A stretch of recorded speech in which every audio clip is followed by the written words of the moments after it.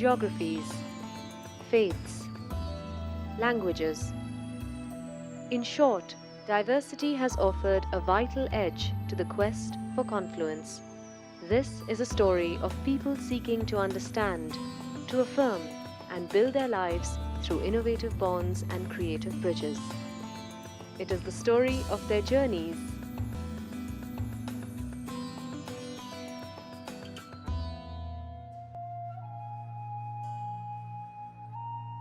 An artist of Japanese origin, Yuriko Lochan has been pursuing her art in India for the last 22 years. A sensitive landscapist, she has also been assimilating elements of Indian philosophy and myth through her paintings.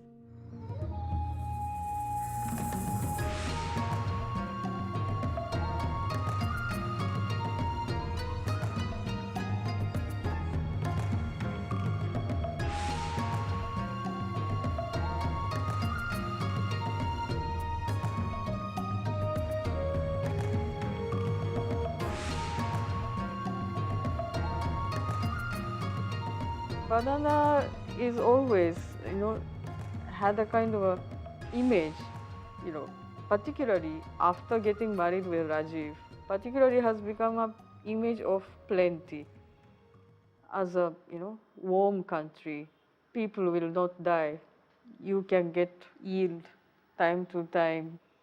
You just raise your hand, get banana and eat. You will not die. You will not starve. So that kind of an image, paradise. One theme is always continuing, no? And it doesn't cease in me. It means that I'm still entangled with the idea. I'm trying to solve that question in me by painting also. So working on the painting, sometimes working on myself.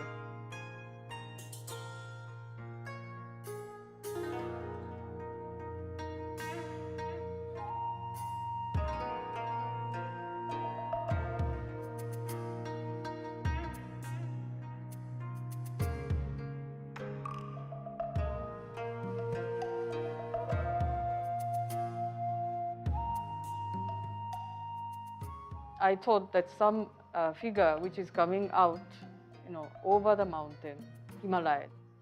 Durga has lots of weapons, so I have taken out all these weapons because it was not needed actually. So I have taken out the weapons and put the mudras.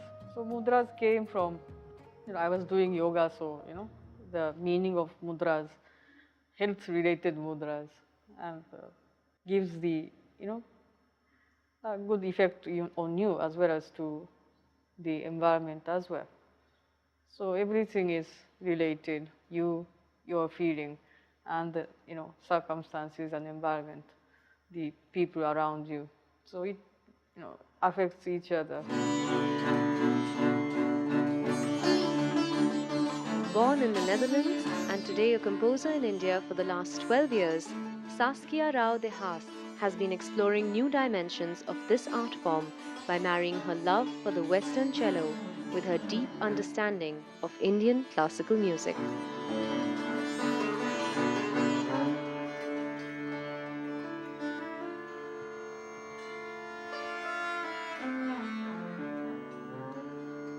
Of course, people are apprehensive before they hear me. There's this Western lady playing this different instrument and saying she's playing Indian classical music. Well, that is a new thing, and any new thing, people wonder what it is at the best. If they're not so open-minded, they might be a bit more critical. But that's also something to enjoy for me, because I can surprise them with this sound, with this instrument. And I've really had very, very wonderful experiences.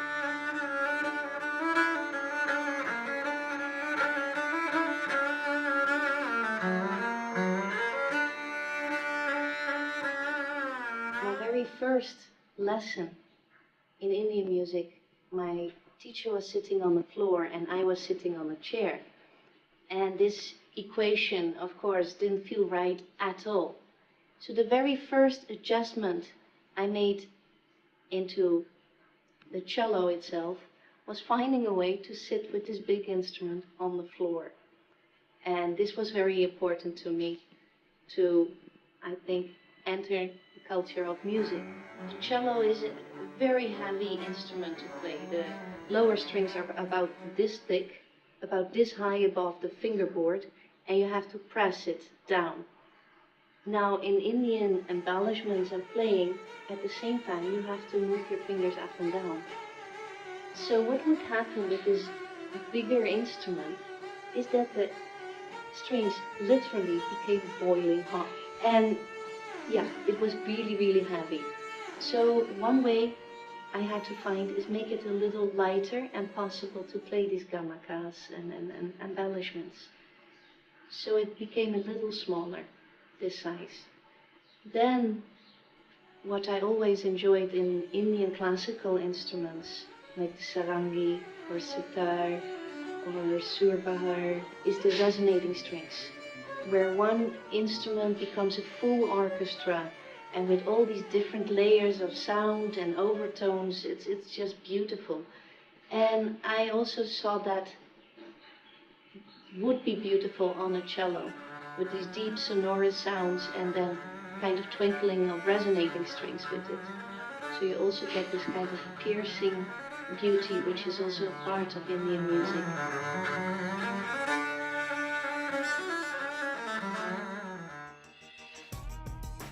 Both Sharon Lowen and Justin McCarthy came to India from America. Both today are exponents of a traditional Indian dance form. While Sharon is a scholar, teacher, and internationally renowned Odissi dancer, Justin's encounter with India began when he first learned Bharatnatyam in California.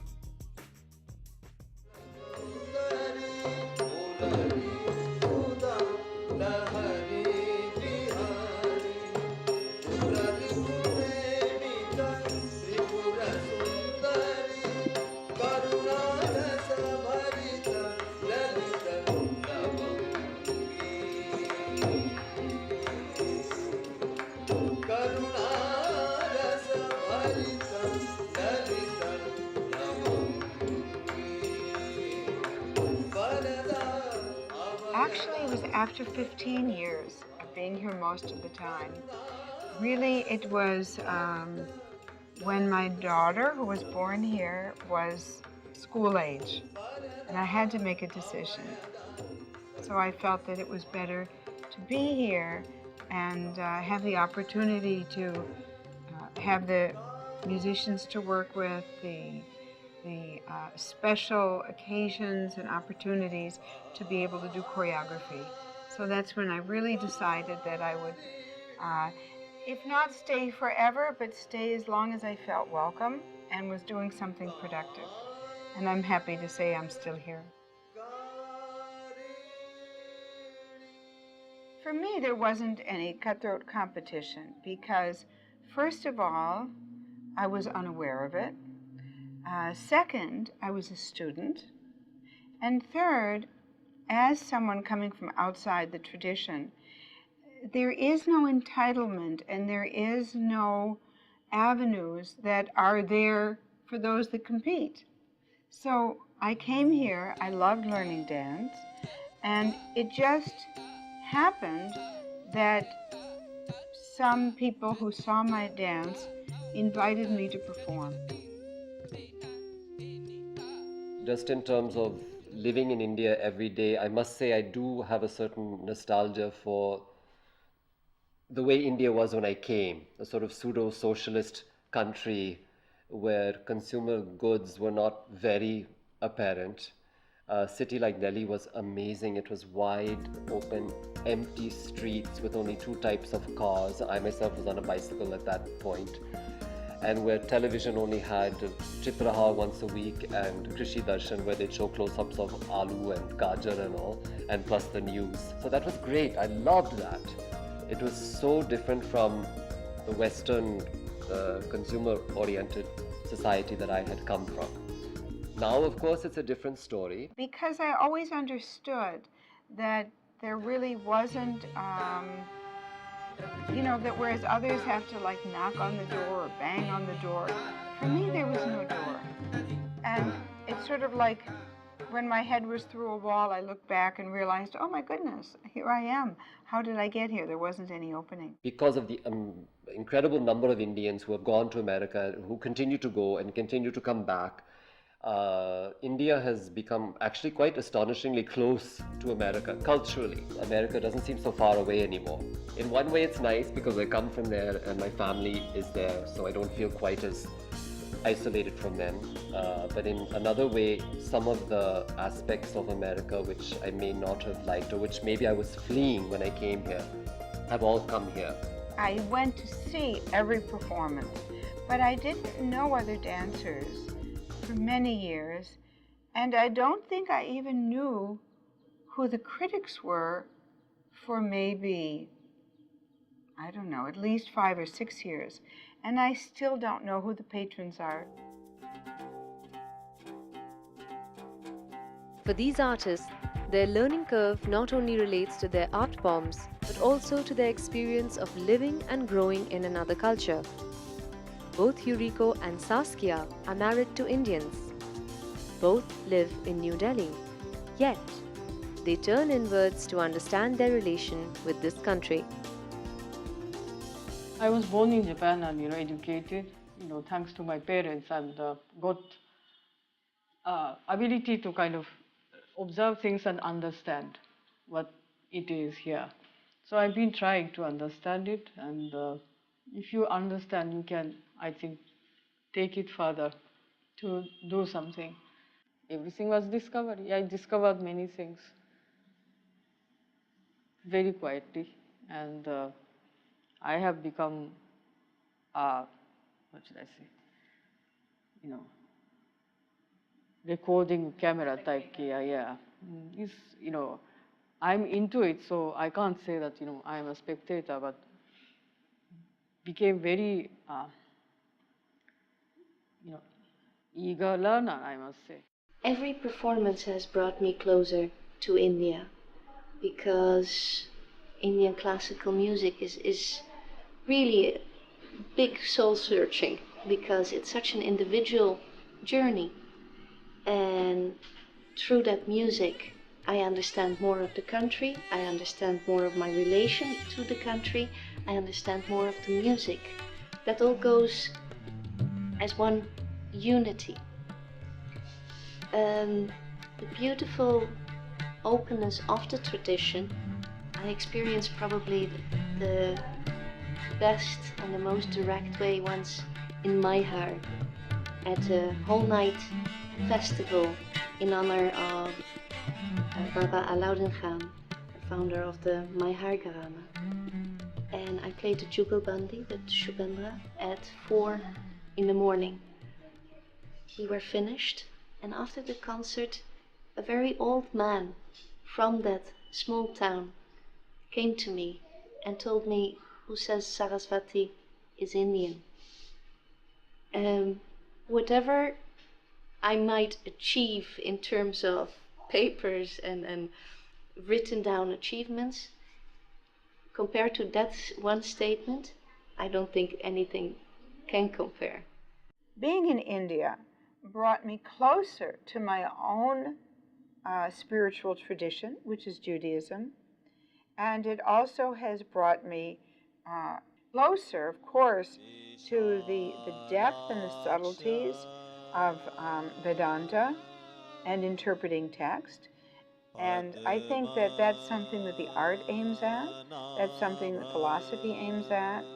And I think that first of all, when anyone learns about, in depth, of traditions other than their own, you more thoroughly understand your own. It's a way of reflecting on yourself. And so I've been very privileged to become not just someone who understands, but according to others, someone who can interpret Indian culture from the inside and Western culture from the inside.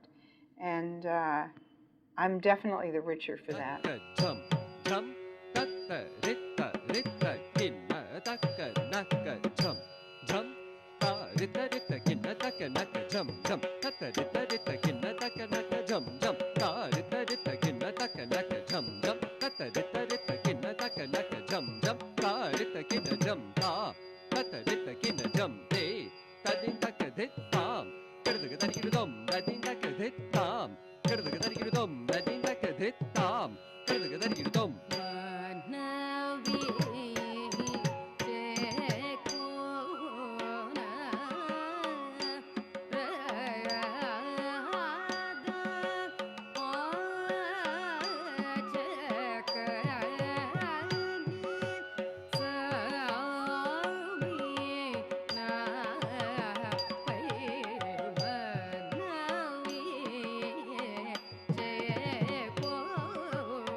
There's the aspect of learning, and then there's the aspect of actually inserting yourself as a performer onto the scene. In the aspect of learning, I never had any problem. I always found it very welcoming, and I never felt at any point that any teacher was trying to hold back. Though I've heard lots of stories, but I myself have never seen that or experienced that. As far as being a performer, yes, it is a very competitive, there I would say it's a competitive small community. But my personal opinion is that it's not excluding for foreigners per se, but it's excluding for many, many people. And it's one thing that upsets me very much, that most of the performers come from a very small, very privileged economic and educational background. And that has always disturbed me in a country with such a huge population, because I feel the talent pool is so limited. There must be so many more talented people who could come into the field if they had access to it. And to me, that helps keep quality down also. So personally, I've never felt prejudiced against for being a foreigner, but I feel sympathy for all the wonderful potential dancers who could be up there for you and me to see.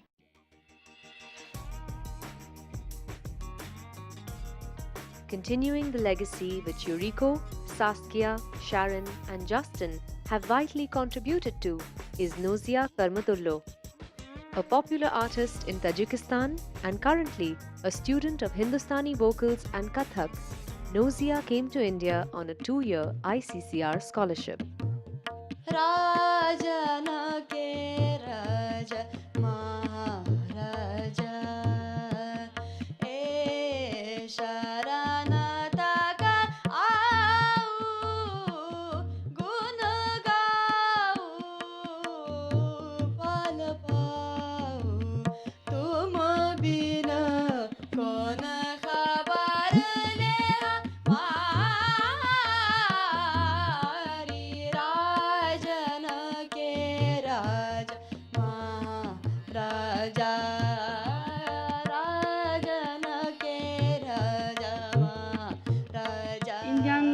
Classical vocal जो है ये बहुत ज़्यादा मेहनत चाहिए इसमें, और ये बहुत ज़्यादा हेल्प करता है आवाज़ के लिए मजबूत होने के लिए, और अलग अलग आवाज़ को घुमाने के लिए हर नाजुकी जो है गाने का, हर गाले का जो आवाज़ नाजुकी है वो हम सीखते हैं और काफ़ी मजबूत करता है हमारे आवाज़ को।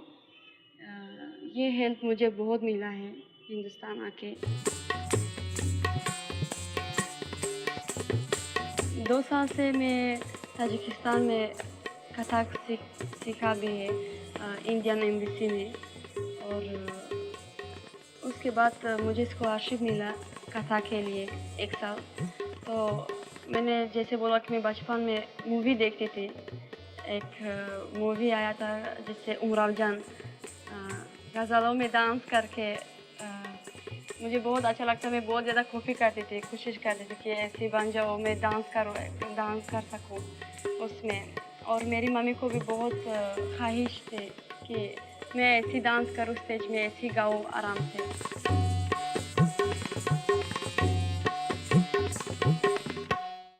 For some reason, from the day I landed in this country, I've had no desire to go anywhere else. I've wanted to stay here. And back in the days when you actually, getting down from a plane, would walk on the ground as you got off the plane, look around to make sure no one was watching, and I quickly touched the earth and thank whoever is up there that I was back in India. So It just happened after I had lived here for about 16 or 17 years. I just decided I don't want to go anywhere else, so let me make it permanent. When I dance, I feel that I'm a conduit. I am a channel, and I am communicating something that is metaphysically wonderful, that lifts the spirit, that approaches something that is the best in human beings. And so what I'm doing is trying to give and share with the audience an experience that will leave them the better for it. So take the things every moment, each moment is creating a new moment. Each moment becomes past. So don't think about the past, and don't expect anything from present to kind of a future. So India has lots of treasure of philosophy and way of thinking, analyze the emotion of human being in life. But if you know it, it's okay. You read it, you understand it, but you practice in your own life. This is the work which we have to do. I think you should apply to your own life. The stories of these artists tell how their sustained engagement with traditional Indian art forms have allowed them to explore the boundaries of identity, of profession, of newer forms of patronage, of innovation, and of their own experiences. This is their odyssey, always evolving, ever continuing.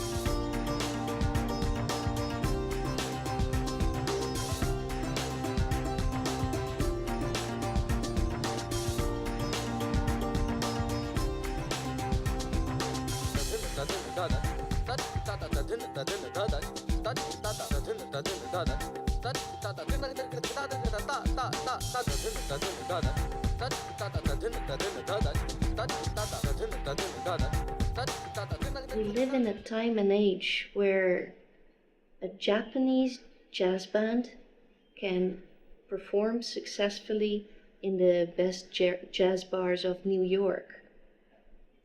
I think it slowly doesn't really matter where you come from, as long as you perform the art that is closest to your heart. For me, that is Indian music. That's my form of profession. I think also I've been very fortunate that when I came here and did my music, probably the time was right. You have very, very interested audiences in India, outside India.